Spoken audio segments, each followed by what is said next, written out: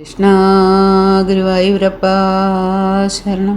ഹരകൃഷ്ണ ചാനലിലേക്ക് ഏവർക്കും സ്വാഗതം. ഭീഷ്മാഷ്ടമിയെക്കുറിച്ച് അറിയാം. 2025 ഫെബ്രുവരി 5 ഈ പ്രാവശ്യത്തെ ഭീഷ്മാഷ്ടമി വരുന്നത്. പുരാണപ്രകാരം ഭഗവാൻ ശ്രീകൃഷ്ണ മുന്നിൽ ആദ്യമായി ശ്രീ വിഷ്ണു സഹസ്രനാമം ചൊല്ലിയത് ഭീഷ്മ പിതാമഹനാണ്. അദ്ദേഹം ഭഗവാനിൽ വിലയം പ്രാപിച്ച ദിനമായ ഭീഷ്മാഷ്ടമിക്ക് വളരെയധികം പ്രാധാന്യമാണുള്ളത്. ശന്തനു മഹാരാജാവിൻ്റെയും ഗംഗാദേവിയുടെയും 9ാമത്തെ മകനായിരുന്നു ഭീഷ്മപിതാമഹൻ. അദ്ദേഹത്തിൻ്റെ പേര് ദേവവ്രതൻ എന്നായിരുന്നു. ധാരാളം പരിശീലനത്തിലൂടെയും വേദങ്ങളിൽ നിന്ന് ധാരാളം അറിവ് നേടിയതിനു ശേഷവും അദ്ദേഹം അജയനായ ഒരു യോദ്ധാവും കൂടിയായി മാറി. ദേവവ്രതൻ്റെ കഴിവുകളിലും ബുദ്ധിശക്തിയിലും ആകൃഷ്ടനായ ശന്തനു മഹാരാജാവ് അദ്ദേഹത്തെ സിംഹാസനത്തിൻ്റെ അവകാശിയായി നാമകരണം ചെയ്തു. ഒരു ദിവസം ശന്തനു മഹാരാജാവ് കാട്ടിലേക്ക് വേട്ടയാടാനായിട്ട് പോയി. അവിടെ വെച്ചിട്ട് യമുനയിൽ ഒരു വെള്ളത്തിൻ്റെ ചുമതലക്കാരിയായ സത്യവതിയെ കണ്ടുമുട്ടി. ശന്തനു രാജാവ് സത്യവതിയോട് വിവാഹാഭ്യർത്ഥന നടത്തി.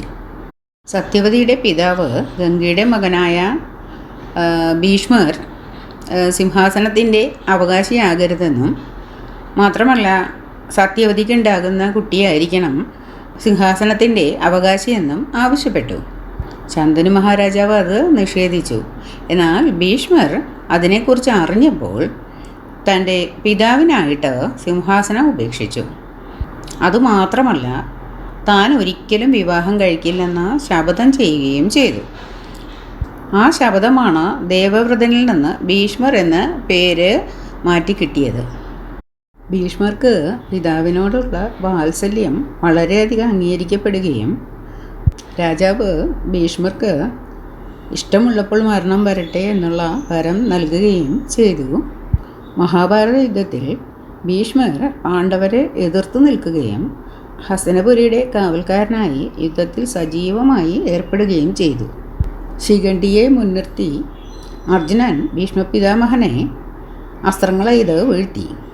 അർജുനൻ ഭീഷ്മർക്ക് വേണ്ടിയിട്ട് ഒരു ശരശയ്യ തീർക്കുകയും ചെയ്തു. ആ ശരശയിൽ കിടന്നുകൊണ്ടാണ് ഭീഷ്മർ വിഷ്ണു സഹസ്രനാമം ചൊല്ലുന്നത്. സ്വന്തം ഇഷ്ടപ്രകാരം വർണ്ണത്തെ വരിക്കാനുള്ള വരം ഭീഷ്മപിതാമഹനുണ്ടല്ലോ. മഹാഭാരത യുദ്ധത്തിൻ്റെ അവസാനത്തിൽ മാഘമാസത്തിലെ ശുക്ലപക്ഷത്തിലെ അഷ്ടമിയിൽ ജീവിതം അവസാനിപ്പിക്കാനായിട്ട് ഭീഷ്മർ തീരുമാനിച്ചു.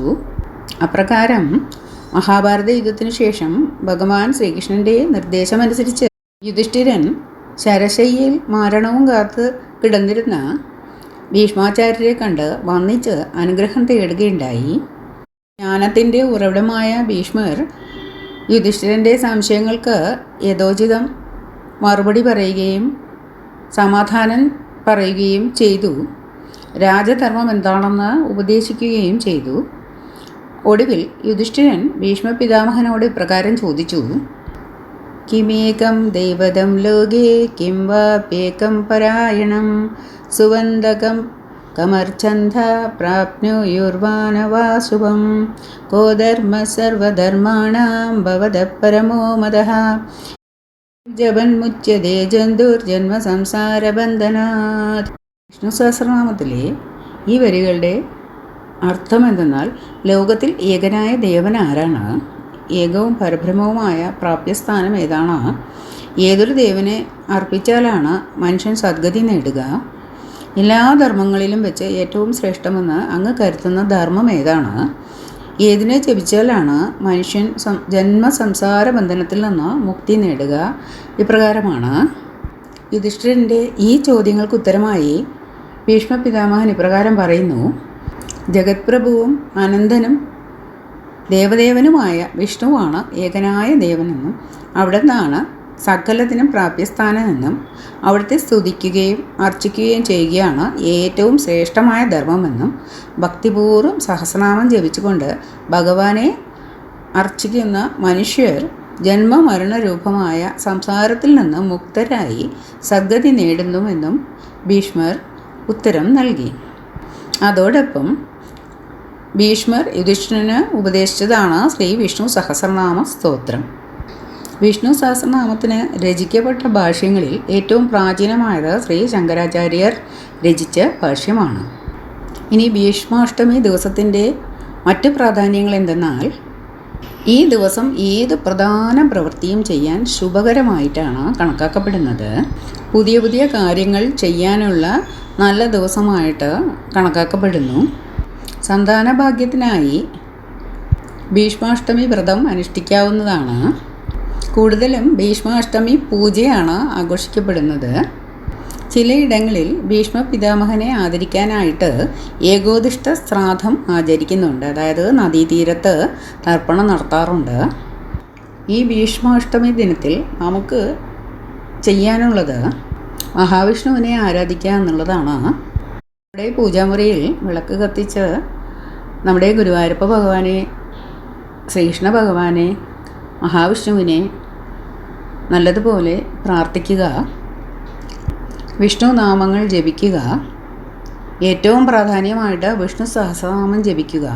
വിഷ്ണു സഹസ്രനാമം ജപിക്കാൻ അറിഞ്ഞുകൂടാത്തവർക്ക് വിഷ്ണു സഹസ്രനാമം കേട്ടാൽ മതിയാകും. കഴിയുമെങ്കിൽ പാവപ്പെട്ടവർക്ക് അന്നദാനം നടത്തുക. ഭഗവാന് ഒരു തുളസിമാല അല്ലെങ്കിൽ ഒരു തുളസി കതിരെങ്കിലും സമർപ്പിച്ച് നമ്മുടെ ആത്മസമർപ്പണം കൂടെ ചെയ്യേണ്ടതാണ്. ഇപ്രകാരം ചെയ്യുന്നത് സകലവിധമായ ദോഷങ്ങളും അകറ്റി നല്ല ഐശ്വര്യത്തെ പ്രദാനം ചെയ്യുന്നതാണ്. ഭീഷ്മാഷ്ടമി ദിവസം മഹാവിഷ്ണുവിനെ ഭജിക്കുന്നത്, അതായത് ഗുരുവായൂരപ്പ ഭഗവാനെ ഭജിക്കുന്നത് ഭക്തർക്ക് ഭഗവാനോട് അടുക്കാൻ ഏറ്റവും സാധ്യമായ ഒരു ദിവസം കൂടി ആയതുകൊണ്ടാണ്. സന്താന സൗഭാഗ്യത്തിനായിട്ടും ഈ ദിവസം മഹാവിഷ്ണു പൂജ ചെയ്യേണ്ടതാണ്. തീർച്ചയായും ഫലമുണ്ടാകുന്നതാണ്. അപ്പം പ്രകാരം വീടുകളിൽ നമുക്ക് ഭഗവാന്റെ നാമം ഉരുവിട്ട് പ്രാർത്ഥിക്കുകയും വിഷ്ണു സഹസ്രനാമം ചൊല്ലുകയും ചെയ്യാവുന്നതാണ്. തിരുവനന്തപുരത്തെ ശ്രീ പത്മനാഭസ്വാമി ക്ഷേത്രത്തിൽ വിഷ്ണു സഹസ്രനാമ ജപത്തിൻ്റെ 2ാം ഘട്ട സമർപ്പണം ഈ ഭീഷ്മാഷ്ടമി ദിനത്തിലാണ് നടക്കുന്നത്. 3 ആവർത്തി സമൂഹ സഹസ്രനാമ ജപമാണ് ഉൾക്കൊള്ളിച്ചിട്ടുള്ളത്. ഇപ്രകാരം ഭീഷ്മ പിതാമഹൻ ഭഗവാനിൽ വിലയം പ്രാപിച്ച ദിനമായ ഭീഷ്മാഷ്ടമിക്ക് വിഷ്ണു സഹസ്രനാമത്തിന് ഏറെ പ്രാധാന്യമാണുള്ളത്. പ്രത്യേകിച്ചും ജപിക്കുക എന്നുള്ളത് വളരെയധികം പ്രാധാന്യമുള്ളതാണ്. സകല ഐശ്വര്യത്തിനും സമ്പൽ സമൃദ്ധിക്കും സന്താന ഗുണത്തിനും ആരോഗ്യത്തിനും ഒക്കെയായിട്ട് നമുക്ക് വിഷ്ണു സഹസ്രനാമം ചൊല്ലാവുന്നതാണ്. ഈ ഭീഷ്മാഷ്ടമി ദിനത്തിൽ നമുക്ക് പൂജാമുറിയിൽ ശ്രീകൃഷ്ണ ഭഗവാന്റെ, മഹാവിഷ്ണുവിൻ്റെ, നമ്മുടെ ഗുരുവായൂരപ്പ ഭഗവാന്റെ നാമങ്ങൾ ജപിച്ച് സകല ഐശ്വര്യവും നേടാം. ഏവർക്കും ഗുരുവായൂരപ്പ ഭഗവാന്റെയും മഹാവിഷ്ണുവിൻ്റെയും ശ്രീ പത്മനാഭസ്വാമിയുടെയും സകലവിധമായ അനുഗ്രഹങ്ങളും ഉണ്ടാകട്ടെ എന്ന് പ്രാർത്ഥിക്കുന്നു. ഹരേ കൃഷ്ണ. സർവം കൃഷ്ണാർപ്പണമസ്തു.